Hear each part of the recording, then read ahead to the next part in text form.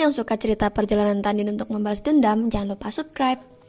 Melanjutkan dari cerita sebelumnya, dikelilingi oleh tawa para murid, lengan Giok Sensubing seperti akar teratai terangkat sedikit untuk memberi isyarat agar semua orang diam. Sudut roknya terbang dan pedang itu terbang di depan Tanyun dengan cemas berkata, "Kamu terluka parah, masuk ke menara dan biarkan Wende membantumu menyembuhkan lukamu." "Terima kasih atas perhatianmu, muridnya baik-baik saja." Tanyun berkata lemah, berbalik dan menyeret tubuhnya, mendorong pintu gerbang dengan susah payah dan melangkah masuk perlahan. Sen Xingfeng dan Sen Wende menginjak pedang terbang dan terbang di depan Sen Subing. Sen Subing sepertinya memikirkan sesuatu, alisnya mengerutkan kening. "Wende, saya telah membiarkan Xingfeng memasang spanduk di Gunung Abadi Changling. Jika guru melihatnya, dia akan pergi ke Huangfu Sunah. Saya akan kembali ke Gunung Abadi Bingxing dan tunggu berita Delau. Penyembuhan Tanyun diserahkan kepada Anda, pastikan untuk menyembuhkannya tanpa gagal." Mendengar ini, Sen Wende membungkuk dan berkata, "Nona, jangan khawatir, bawahan Anda akan menyembuhkan Tanyun." "Ya," Sen Subing berkata sedikit.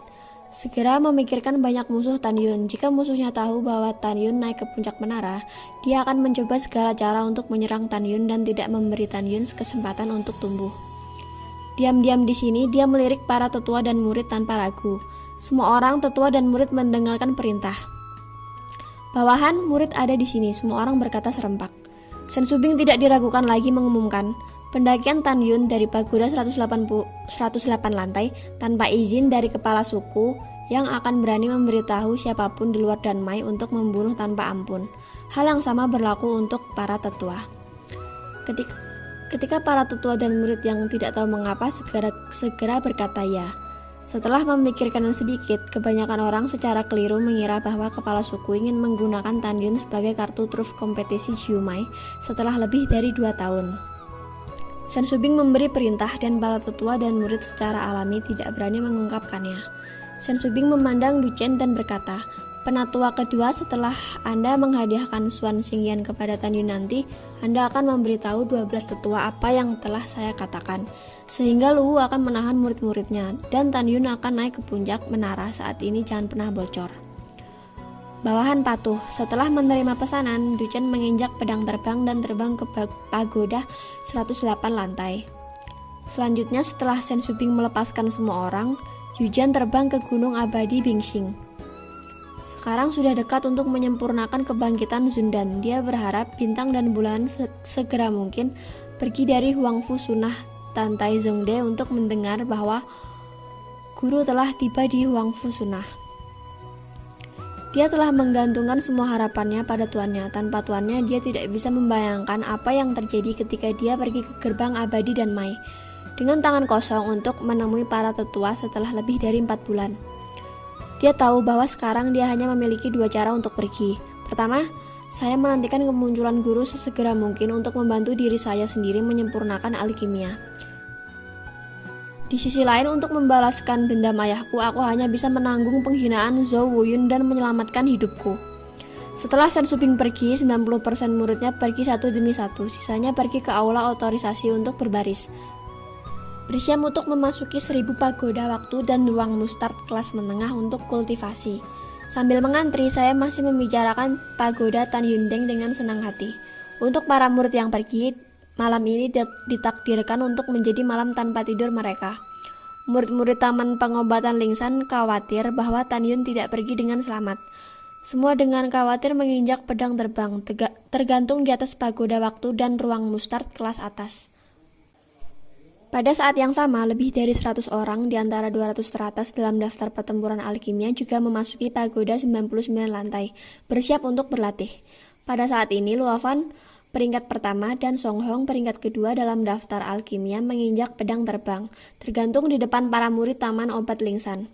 "Kakak Luo, seberapa yakin kamu bisa mengalahkan Tanyun?" Song Hong berpikir. 90%, Luofan berkata dengan jujur. "Kita tidak bisa sampai ke lantai 108. Bukan seperti Tanyun adalah lawan kita, bukan?" "Ya," Song Hong mengangguk dan tersenyum pahit. "Cepat atau lambat, kita tidak akan menjadi lawan Tanyun. Dia berlatih di menara untuk bulan Maret, yang setara dengan 4,5 tahun di luar. Ketika dia keluar dari menara, Anda dan saya mungkin mengalahkannya. Ini bahkan lebih sulit." "Saudara Songshan, jangan berkecil hati," Luofan berkata sambil tersenyum. Setelah tuanku keluar, tanyakan padanya apakah tidak ada yang salah dengan Tan Yun. Kami akan memasuki menara ruang waktu Mustard kelas menengah dan berlatih bersama 3 bulan. Setelah Tan Yun keluar, kami mintalah dia untuk berdiskusi. Dan Anda akan tahu mana yang kuat dan lemah.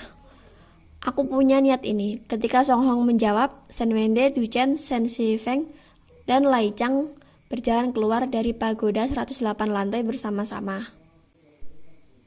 Alasan mengapa Lai Chang keluar dengan mereka bertiga secara alami karena dia baru saja memasuki pagoda dan meminta Tan Yun untuk membayar penggunaan pagoda 108 lantai. Murid itu telah melihat guru. Luo Fan menginjak pedang terbang dan membungkuk dalam-dalam ke arah Du Chen. Tuan, bagaimana cedera Tan Yun? Du Chen mengerutkan kening dan berkata, lukanya sangat serius. Penatua ke-6 telah memberinya pil. Ini akan menjadi masalah waktu sebelum dia pulih. Setelah itu, Du Chen menatap Luo Fan dengan mata penuh harapan. Meskipun kamu dan Song Hong sama-sama adalah alkemis hebat tingkat rendah, masuk akal bahwa ketika 3 keterampilan pil sekte kuno dibandingkan, kamu harus memiliki peluang besar untuk menang. Tapi semuanya dalam kasus yang paling saya khawatirkan adalah bahwa Anda akan ada alkemis hebat tingkat menengah di antara murid-murid dalam sekte abadi dan istana jiwa abadi. Oleh karena itu, dalam 2 tahun terakhir ini kamu harus bekerja lebih keras dan berusaha untuk dipromosikan menjadi alkemis hebat tingkat menengah. Mendengar ini, Sen Wende bergema. Penatua kedua masuk akal, kalian berdua harus bekerja keras. Tuer patuh, Luo Fan dan Song Hong mengangguk. Pada saat ini, Sen Si Feng memandang para murid di kebun obat dan berkata sambil tersenyum, kembalilah dan lakukan tugasmu dan kembangkan ramuan. Kehidupan saudara mutan sangat sulit sehingga tidak akan terjadi apa-apa. Hati orang-orang yang menggantung akhirnya mendarat dan segera menginjak pedang terbang dan terbang menuju Gunung Peri Changling bersama-sama. Di dalam pagoda 108 lantai, Tan Yun merasa lemah. Berbaring telentang di tanah atas desakan Sen Wende, lengan Tan Yun telah diambil oleh Sen Wende. Tan Yun terlalu lelah. Dia berbaring dengan tenang, membiarkan luka-lukanya pulih dengan sendirinya. Kegembiraan kelahiran kembali setelah bencana memenuhi hatinya. Dia tahu bahwa 339 kali gravitasi adalah batas yang bisa dia tanggung. Malam memudar, fajar datang. Lu Dao Xianshan, Luwu menyaksikan kedua Du Chen pergi. Setelah Du Chen pergi, Luwu menyipitkan matanya dan berkata sambil tersenyum, bajingan kecil ini benar-benar telah mencapai lantai 108. Tapi mau bagaimana lagi, setelah 3 bulan aku masih harus mati di tangan Lai Chang. Sen Subing, wanita bau ini menjadi sangat cepat. Luwu menyeringai. Sekarang Tan Yun telah berhasil memanjat menara. Dia akan memikirkan Tan Yun sehingga semua tetua dan murid kapal dan tidak akan diturunkan. Itu tidak mengkhawatirkan. Setelah Xu Yongming, penatua kedua dari baris pertama dari jiwa-jiwa binatang, dan kepala dari baris pertama dari jiwa-jiwa suci mengetahuinya. Mereka tidak akan memberi Tan Yun kesempatan untuk tumbuh dewasa. Luwu tidak memberitahu musuh Tan Yun tentang tindakan Tan Yun melawan langit di lantai 108. Karena dia sangat percaya bahwa dalam 3 bulan selama Tan Yun meninggalkan pagoda ruang waktu biji mustard teratas, dia akan dibunuh secara diam-diam oleh Lai Chang. Ranah pemurnian jiwa 5 lapis.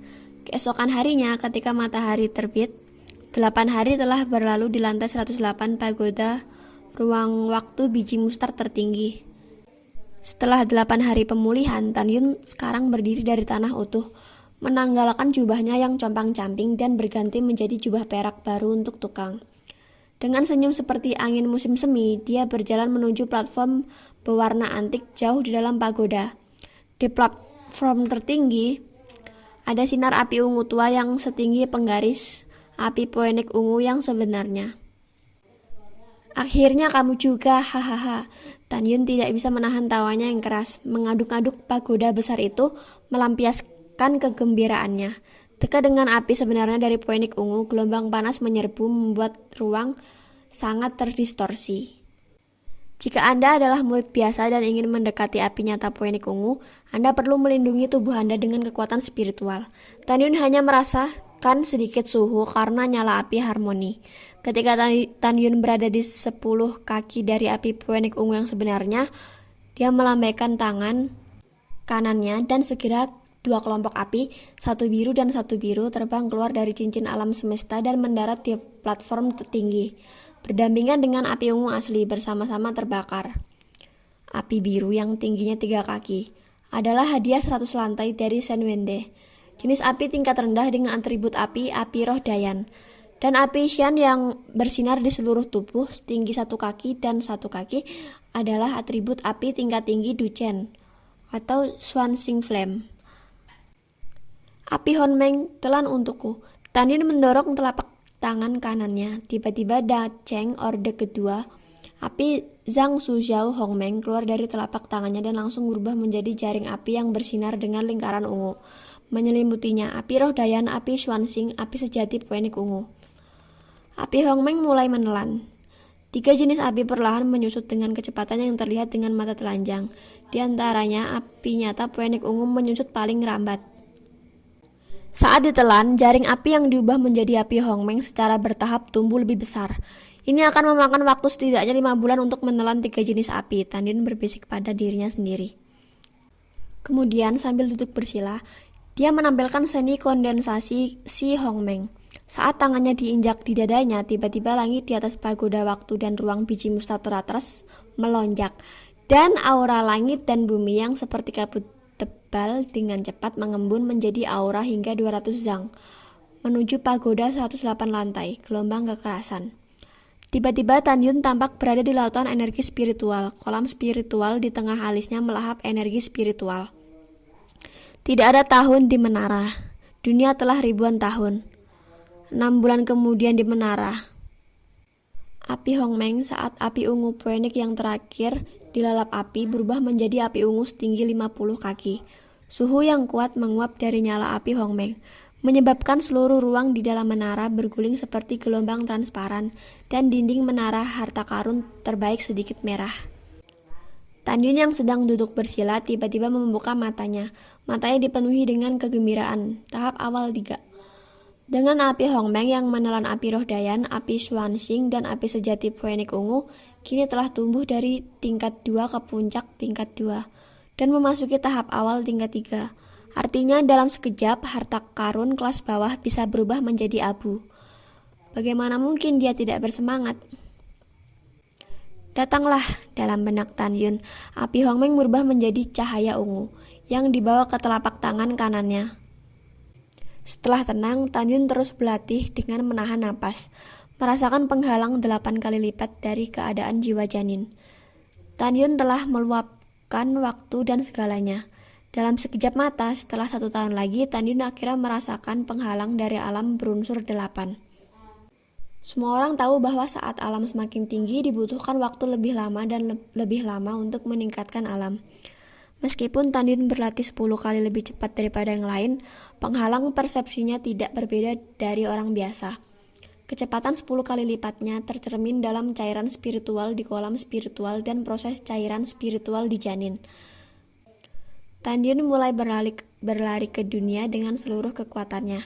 Tiba-tiba jejak kekuatan spiritual di kolam Bai Zhangling seperti lapisan awan emas pucat menyelimuti janin spiritual kering yang ke-8. Cairan rohani.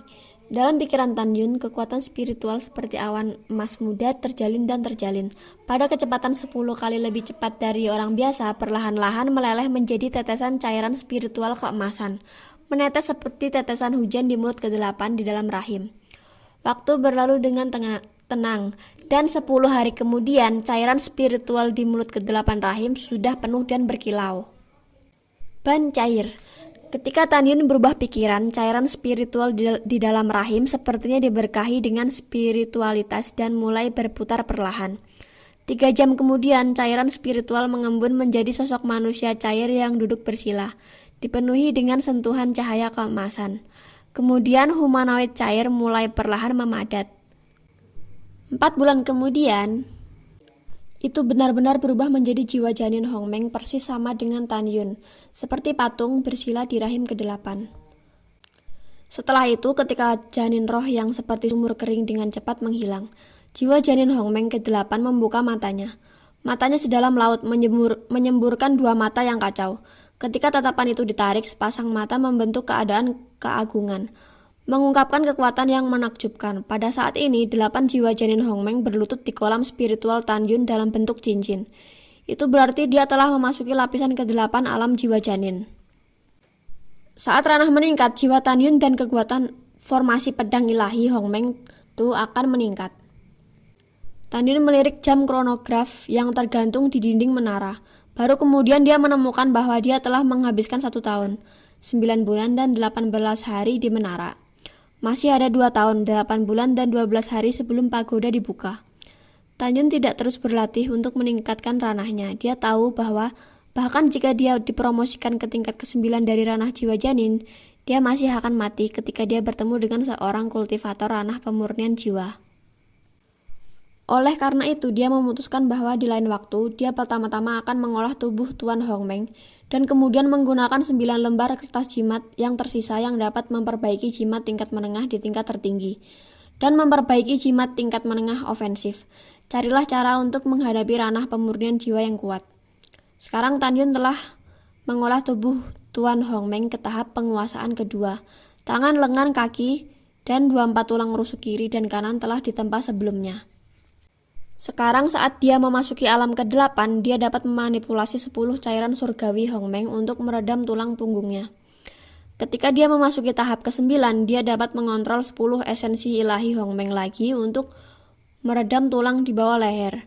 Setelah tempering selesai, tubuh fisiknya akan sekeras senjata roh terbaik, dan dia bisa merobek senjata roh peringkat atas dengan tangan kosong.